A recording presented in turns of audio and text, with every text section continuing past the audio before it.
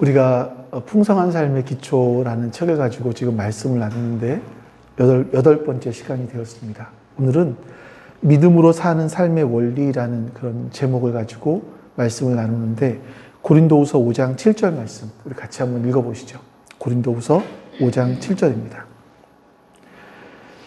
우리는 믿음으로 살아가지 보는 것으로 살아가지 아니합니다.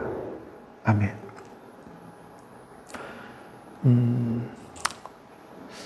지난 목요일이었던가요? 최 주사님한테 전화가 왔었죠. 설 전 토요일 날 공장에 불이 났다. 전소가 되었다. 이런 이야기였었습니다. 수화기 너머로 허탈하게 웃으면서 아유, 안 되다 이제 불까지 나네요. 이렇게 이야기를 하더라고요. 그 절망감, 그 마음이 저한테 그냥 고스란히 전해져 온 것 같았습니다.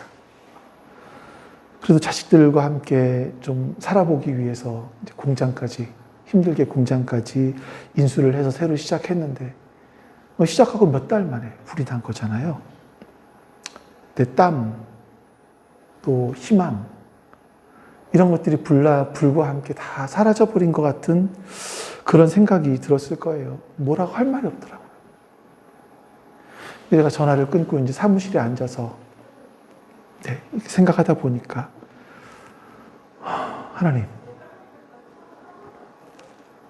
그래도 살아보겠다고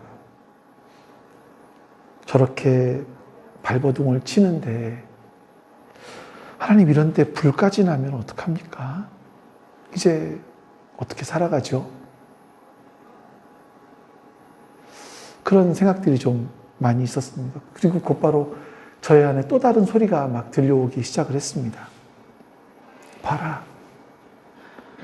네가 그렇게 부르짖던 선하신 하나님은 지금 어디 계시냐? 이렇게 삶이 무너지는 것 같아 보이는데 너는 뻔뻔하게 아직도 하나님이 우리를 인도하신다. 하나님은 우리를 인도하고 계신다. 하나님은 선하시다라고 네가 설교할 수 있니? 라고 저의 마음속에는 그런 이야기들이 들려오는 것 같았습니다. 저는 그런 마음으로 말씀을 준비했고, 오늘 이제 순서가 이런 거였는데, 근데 또 제가 생각을 하다 보니까 제가 여러분들을 알잖아요. 우리 교회 여러분들의 상황들을 알잖아요. 근데 이게 이렇게 무너진 것들이 최 집사님만의 일은 아니었더라고요, 보니까. 다 여러분들 여러 가지 상황 가운데서 그런 절망감들을 겪어 오셨던 분들, 그리고 그 절망감들을 딛고 지금 일어서서 지금 이렇게 꿋꿋하게 살아내시는 분들. 자, 그런 분들이 우리 여기 이렇게 모여서 예배드리고 있는 것이 아닌가 하는 생각이 듭니다. 내일이 보이지 않는 것 같은 이런 막막함 속에서 우리에게는 어떤 이런 생각이 듭니다. 하나님이 나를 버리신 건가?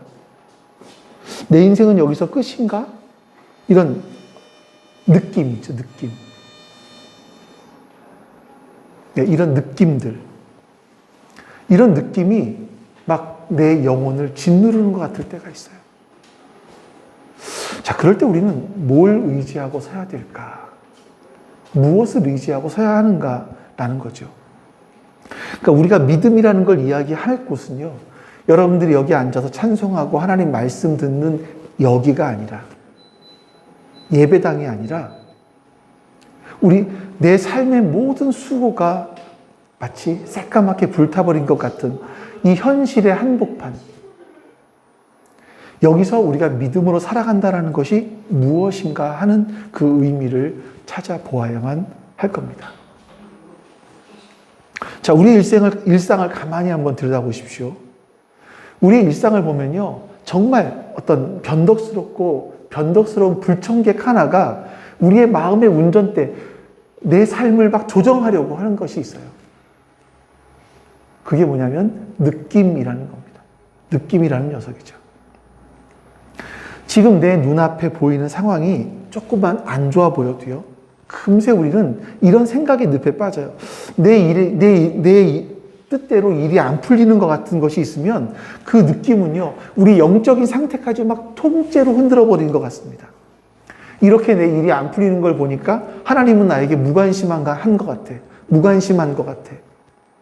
하나님은 나 같은 사람 말고 저렇게 잘 믿는 것 같은 사람, 교회에 잘 헌신하는 것 같은 사람, 이런 사람의 기도에 응답하시는 것 같아. 자, 우리는요, 이런 느낌이라고 하는, 느낌이 속삭이는 거짓말들에 너무나 쉽게 이것이 진짜야 라고 믿어버리는 것 같습니다. 그 느낌대로 우울해지고, 그 감정이 이끄는 대로 낙심하고, 이러는 거죠. 바로 이게 오늘 본문에 사도 바울이 경계하고 있는 보는 대로, 눈에 보이는 대로, 너희가 느끼는 대로 살아가는 그런 삶의 모습인 거예요. 하지만 여러분, 우리의 영혼을 막 흔들어 놓고 있는 느낌, 이 감정, 이게 사실은요, 굉장히 이상하고 나약한 존재예요. 사실 우리가 그 상황을 보면서, 이런 거야, 이럴 거야, 절망하잖아요. 근데 그게 사실은 가짜라는 거죠. 자, 여러분들이 이런 경험들을 해보셨는지 모르겠어요. 우리가 삶을 살아가다가 막 다 너무나 좌절되고 내 마음대로 되는 것도 없고 너무나 힘든 것 같고 하나님도 나를 버리신 것 같고 이런 상황이었는데 옆에 친구가 초콜릿 하나 주고 케이크 한 조각 준 것을 먹고 나니까 왠지 기분이 좋아지는 그런 경험들을 해보신 적이 있지 않으십니까? 이게 의학적인 이야기죠. 우리가 막 극도로 스트레스를 받으면요, 부신해서 스트레스 호르몬을 막 분비하잖아요. 그럼 근육이 긴장을 해요, 일단. 전두엽이죠. 전두엽이 전두엽을 마비시켜가지고 합리적인 생각을 못 합니다. 그래서 판단력이 흐려지죠. 극도로 예민해지고요. 막 짜증이 나고요. 모든 상황들이 절망적으로 보여요. 우리 속이는 겁니다. 근데 달콤한 케이크를 하나 먹고 초콜릿을 하나 먹으니까 그리고 좀 푹 쉬고 나니까 뇌에서 행복 호르몬이 나와요. 먹고. 그래서 금세 기분이 좋아지고 마음이 가라앉기도 하는 것. 이게 이제 의학적으로 하는 얘기가 아니겠습니까? 여러분, 한번 좀 생각을 해보세요. 우리의 영혼을 막 쥐고 흔드는 그 기쁨, 그 슬픔이라는 그런 감정이 초콜릿 하나 먹었다 그래서, 케이크 한 조각 먹었다 그래서 흔들리는, 좌지우지 될 만한 그런 얄팍하고 믿을 수 없는 것이라면 우리가 이거 의지하고 살아가서 되겠습니까? 그런데 우리는요, 우리를 보면 마치 내 삶의 위기가 찾아오면 이렇게 가볍고 변덕스러운 느낌, 이거를 의지해서 우리의 인생의 방향을 결정하는 나침판으로 삼으려고 한다는 거예요. 너무나 위험한 일이죠. 근데 그냥 내 삶의 터전이 잿더미로 변한 이런 상황에서 어떻겠습니까? 이 고작 혈당 하나에도 흔들리는 이런 오르락내리락 하는 이 연약한 느낌. 어떻게 그 느낌이 우리의 이 절망스러운 상황 속에서 우리를 이끌어갈 나침판으로 삼을 수가 있겠습니까? 그래서 우리는 이제 지금까지 따라왔던 이 감정이라고 하는 것이 무엇인지를 알았다면 이제 진짜 우리가 붙들고 가야 되는 것이 무엇인지를 한번 여러분들 생각해 보셔야 돼요.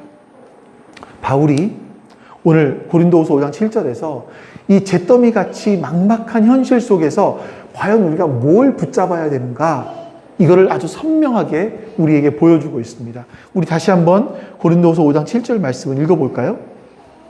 같이 한번 읽어보겠습니다. 우리는 믿음으로 살아가지 보는 것으로 살아가지 아니합니다.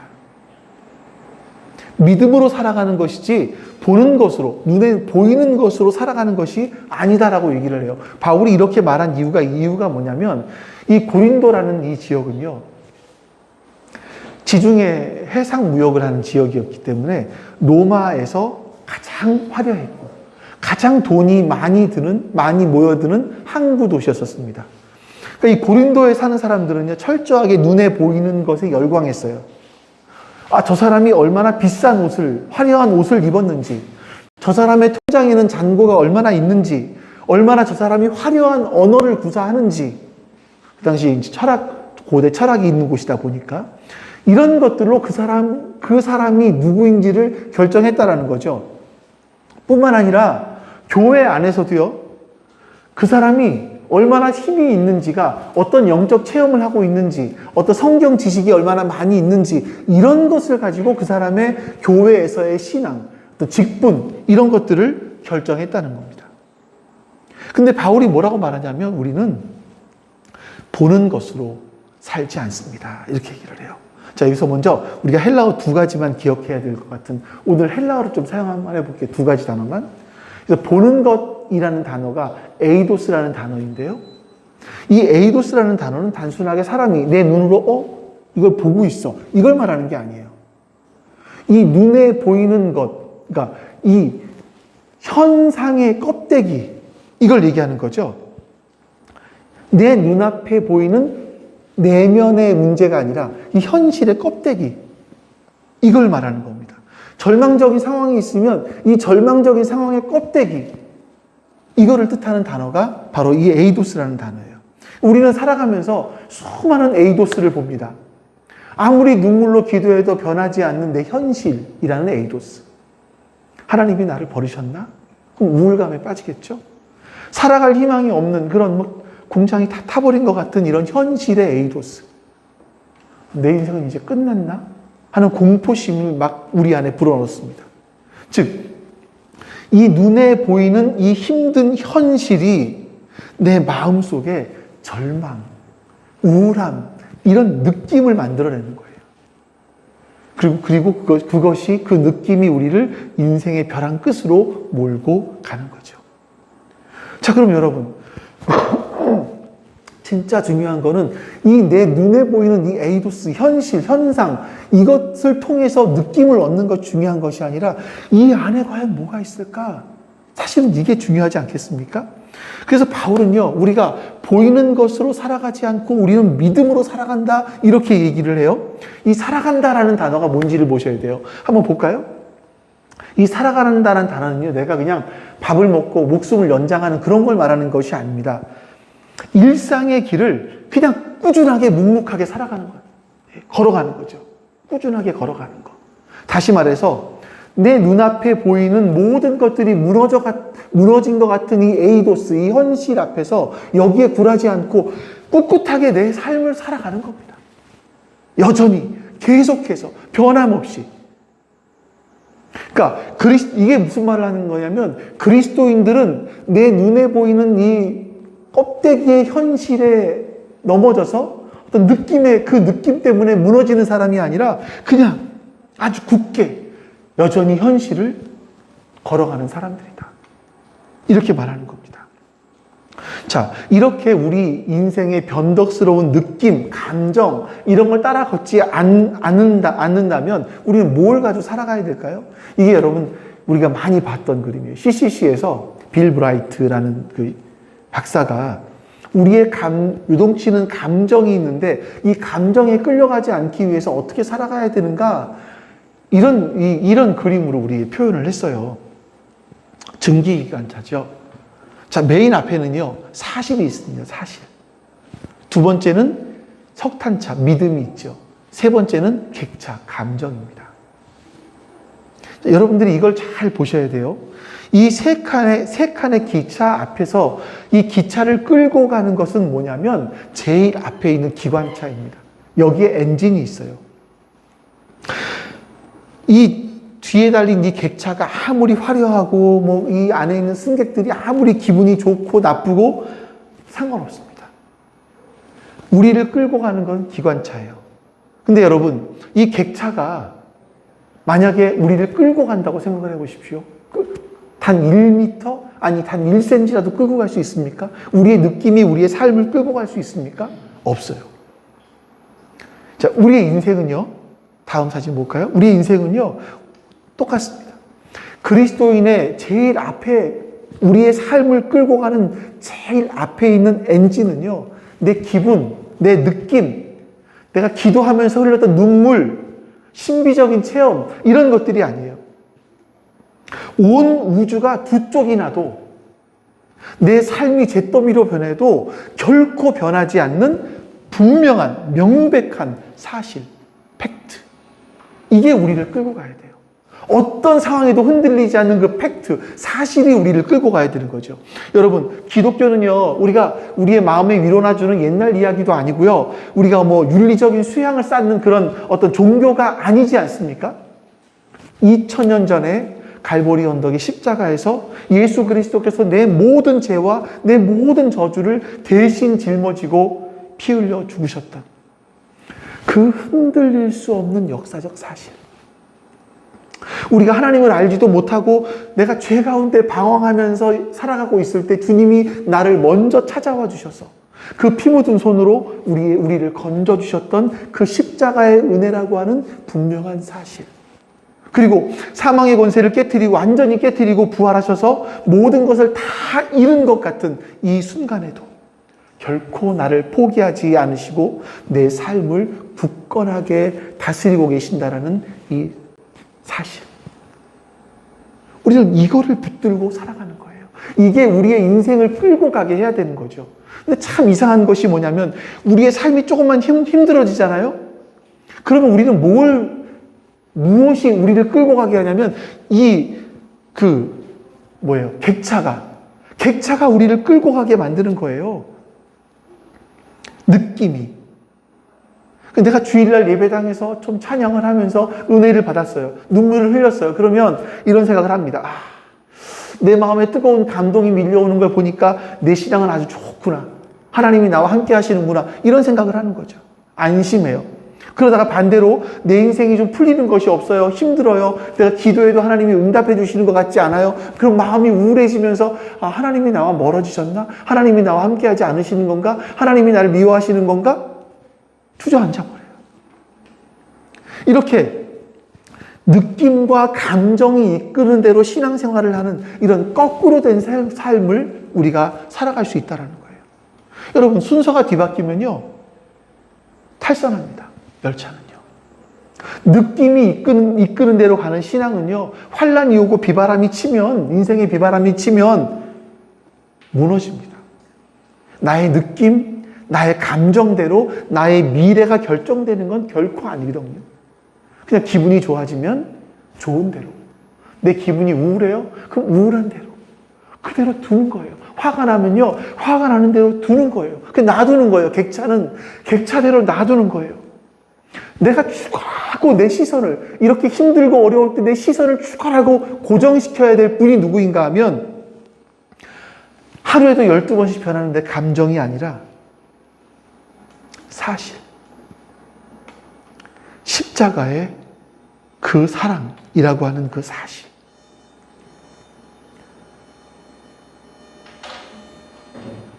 그 기관차 하나뿐인 겁니다.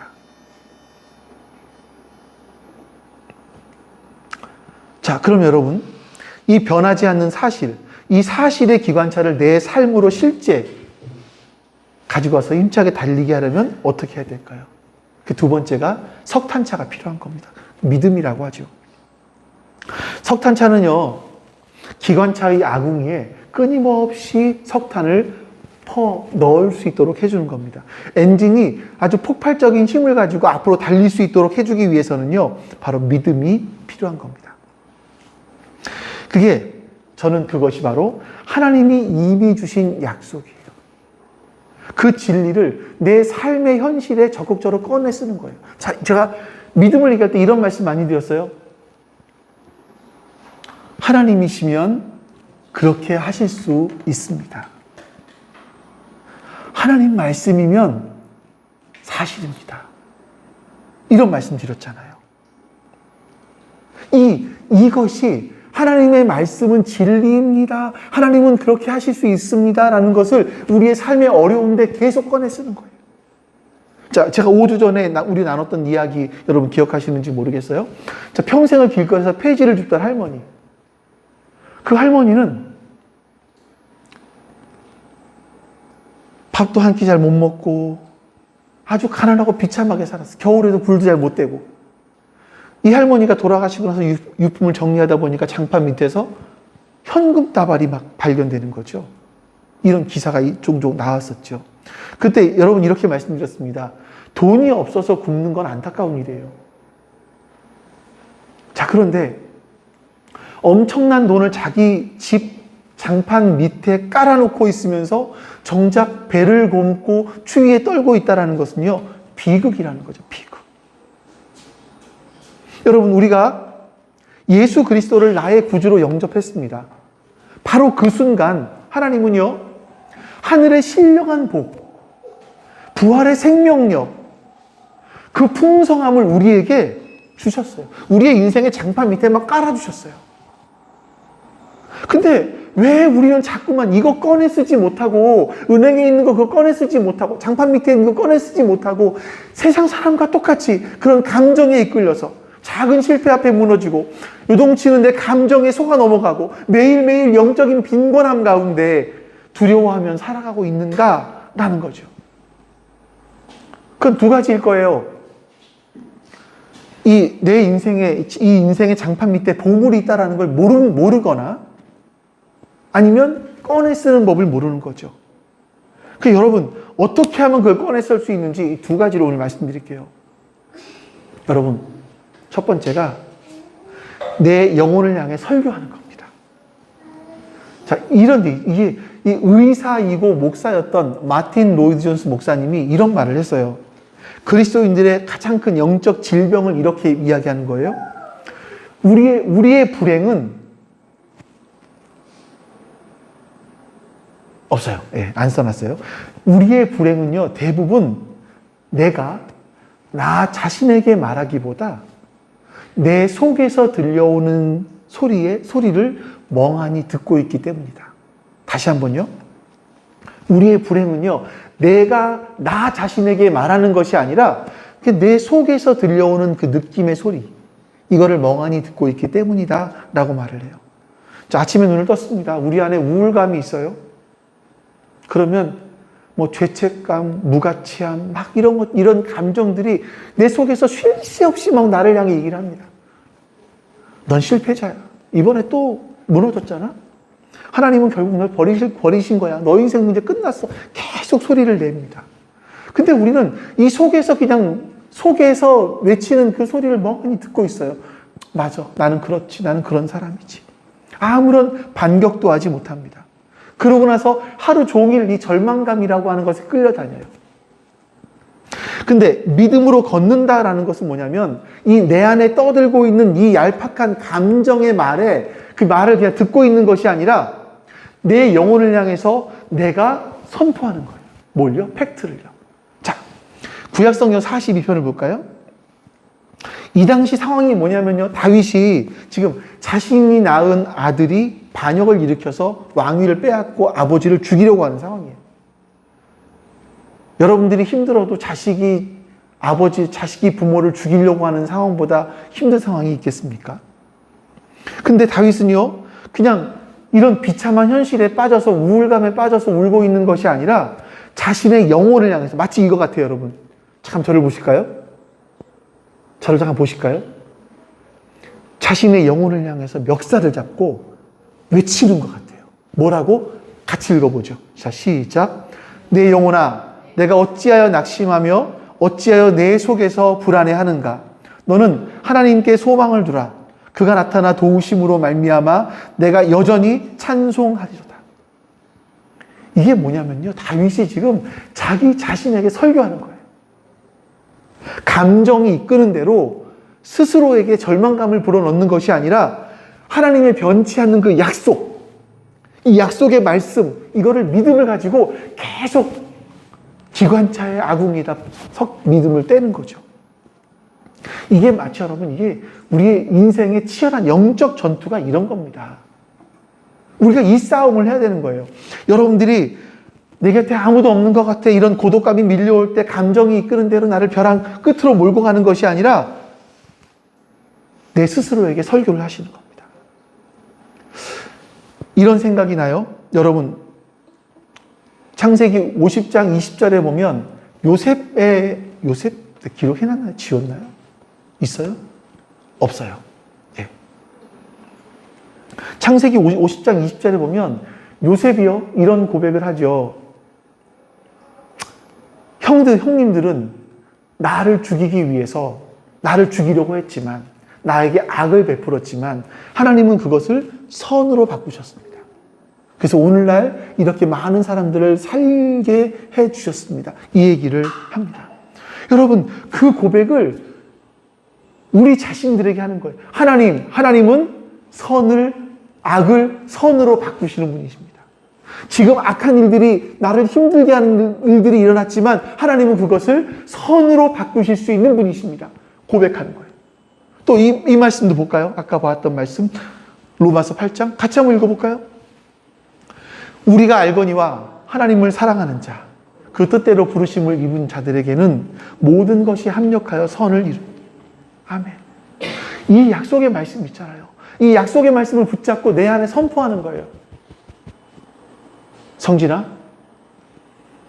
하나님을 사랑하는 자, 그 뜻대로 부르심을 입은 너는 모든 상황들이 합력하여 선을 이루는 거야. 스스로에게 설교하시는 겁니다. 이게 바로 여러분, 우리 인생의 장판 밑에 깔려있는 보물을 꺼내 쓰는 믿음인 거예요. 성경이 가르치는 이 분명한 팩트, 사실. 이것을요, 우리 인생의 아궁이에, 기관차에 밀어 넣는 겁니다. 자, 두 번째, 우리가 혼자 힘으로 어려울 때가 있어요. 그때 여러분, 공동체를 의지하십시오. 어떤 날은요, 우리가 나 자신을 향해서 설교할 힘이 없을 때가 있어요. 나 자신을 향해서 하나님의 말씀을 선포하는 것조차 힘들 때가 있죠. 그때 공동체의에게 부탁을 하는 겁니다. 자, 우리 저자의 이야기를 하나 또 한번 들려드릴게요.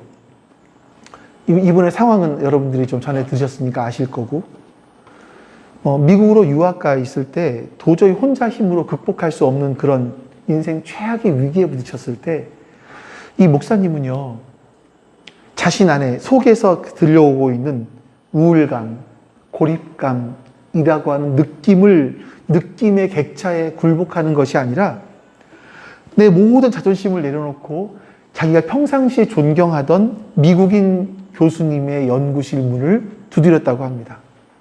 그리고 교수님, 제가 정말 죽을 것 같습니다. 저를 좀 살려주십시오. 도와주십시오. 이렇게 부탁을 했다는 거예요. 그 교수님은 시간을 분 단위로 쪼개 쓰는 분이었기 때문에 사실 시간이 없었지만 기꺼이 시간을 내서 이 젊은 유학생, 피부 색깔이 다르고 머리결 색깔이 다른 이 유학생의 이야기를 다 들어줬어요. 이 목사님은 자신의 치부, 절망 이런 것들 아주 긴 시간 동안 다 얘기했습니다. 이 교수님은 뭘 했을까요? 피 한 방울 섞이지 않은 이 교수님이 자신의 내가 고통스러워하는 일들을 다 이야기하고 있었을 때 이분은 그냥 옆에서 끌어안고 함께 울어주기만 했다 그러더라고요. 그때 이분이 들었던 게 뭐냐면, 나 혼자 아니구나. 내가 혼자가 아니구나. 나 다시 살 수 있겠구나. 라고 하는 이 사실, 이게 막 내 안으로 쏟아져 들어오기 시작을 했다는 거예요. 여러분,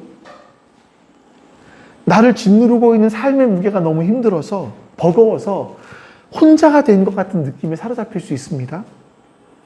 그때 사람들은 어두운 방구석으로 기어들어가요. 숨어 들어가죠.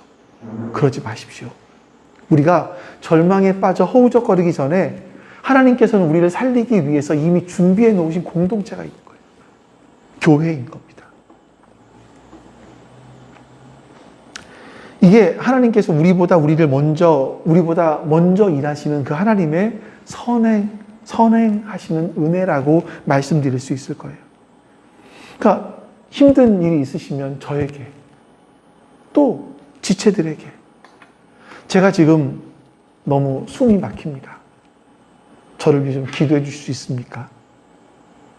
저의 이야기 좀 들어줄 수 있습니까? 라고 내 연약함을 털어놓을 수 있는 거죠. 이건 부끄러운 것이 아니지 않습니까?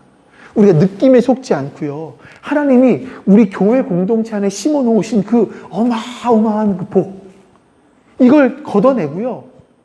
그 넉넉한 은혜를 적극적으로 막 꺼내 쓰기 시작하는 거예요. 이게 바로 믿음의 행동인 겁니다.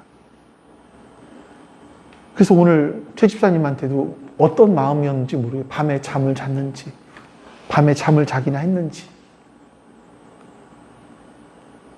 그냥 눈도 퉁퉁 부어 있는 것 같고, 그래서 어떤 마음인지 모르지만 그래도 무조건 교회로 나오라고 그렇게 좀 이야기를 했었습니다. 자, 이제 처음에 나눴던 이야기 다시 한번 돌아가 볼까요? 오늘 우리가 이 자리에서 여러분들이 하나님의 말씀을 듣고 아멘, 뜨겁게 아멘 이렇게 외칠 수 있고, 또 우리가 기도하다가 뭐 어떤 감정의 복받침으로 눈물을 흘릴 수도 있겠죠. 그렇다고 해서 내일 아침에 상황이 바뀌어지지는 않습니다. 뭐 갑자기 뭐 통장에 몇 억이 들어와 있지도 않을 거고요. 우리는 분명히 아는 게 있습니다. 내일 아침에 눈을 뜰 때 우리를 공격해오는 절망의 느낌, 두려움들이 있습니다. 근데 그것이 결코 우리의 인생의 진짜 결론은 아니라는 거죠. 종착역이 아니라는 겁니다. 내 눈에 보이는 현실은 아직 무너져 있는 것 같지만 그것이 내 인생의 결과는 아닙니다. 우리의 삶을 끝까지 흔들어 놓을 수는 없습니다. 그럴 때에 우리가 잿더미 위에서 내 영혼을 향해서 설교하시는 겁니다. 소리치시는 겁니다. 비록 내 눈앞에 모든 수고가 다 불타버린 것 같을지라도 십자가 위에서 나를 위해 죽으신 그 예수 그리스도께서는 지금 이 잿더미 위에서도 단 1초도 내가 잠을 자는 순간에도 나에게서 눈을 떼지 않고 계신다. 이 두려움과 절망의 느낌은 껍데기이고 가짜다. 하나님은 지금도 하나님의 오른손으로 단단히 나를 붙들고 계신다. 이것만이 유일한 팩트다. 사실이다. 나 자신에게 이렇게 설교하는 겁니다.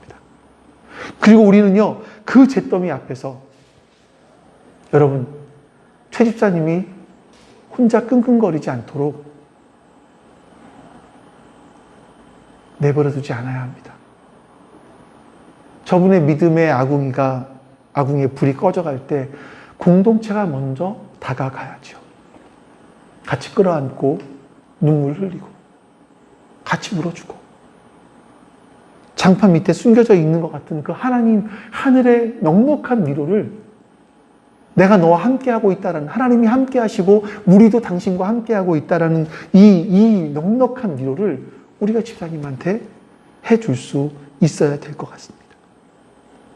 요한복음 10장 10절에서 우리에게 이렇게 말합니다. 같이 한번 읽어볼까요? 자, 도둑은 다만 훔치고 죽이고 파괴하려고 오는 것뿐이다. 나는 양들이 생명을 얻고 또 더 넘치게 얻게 하려고 왔다. 여러분, 진짜 풍성한 삶은요, 넘치는 삶은요, 아무 문제 없이 만사형통한 것이 아닙니다. 진짜 풍성한 삶은 내 인생이 다 타버린 것 같은 그 잿더미 속에서 세상 사람들이 너는 다 끝났다라고 조롱하는 그 무덤 앞에서 결코 흔들리지 않고 십자가의 역사적인 사실, 그 팩트, 그거를 뜨는 겁니다. 그리고 우리의 일생을 페리파테오, 그냥 여전히 묵묵히 끊임없이 걸어가는 거죠. 끈질긴 생명력인 겁니다. 그래서 우리는 믿음으로 살아가지 않고 보는 것으로 살아갑니다. 예. 우리는 믿음으로 살아가지 보는 것으로 살아가지 않습니다. 이 모습이 우리 가운데 있어야 되는 거예요.